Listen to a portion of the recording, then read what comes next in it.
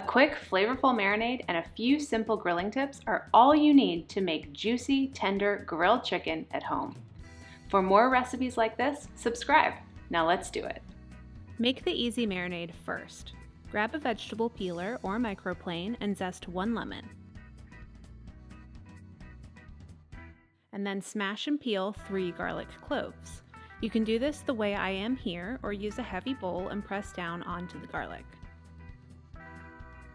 Add the zest and garlic to a bowl or food-safe bag and then squeeze in about a 1/4 cup of lemon juice. My lemon was large, so I'm using half of it.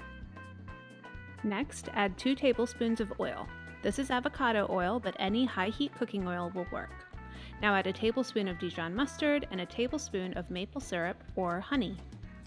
Last but not least, season the marinade with a 1/2 teaspoon of fine sea salt, a 1/4 teaspoon of red pepper flakes, and a generous amount of fresh ground black pepper. This marinade is enough to marinate 4 to 5 chicken breasts, but today I'm only cooking 2.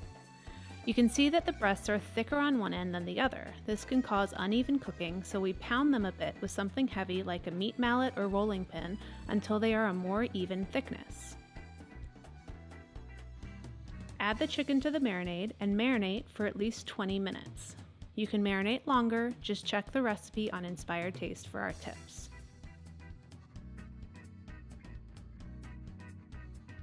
This grill is very hot. We've been preheating for a while now. The grates are also pretty clean, not perfect, but good enough.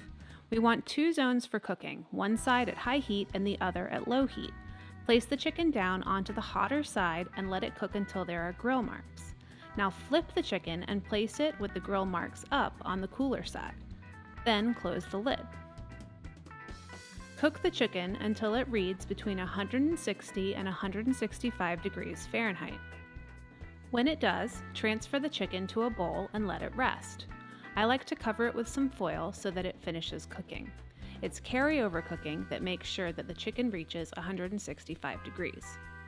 Okay, now that the chicken has rested, we can slice it. I love slicing into thick strips and then serve with all that juice that fell to the bottom of the plate the chicken was resting in.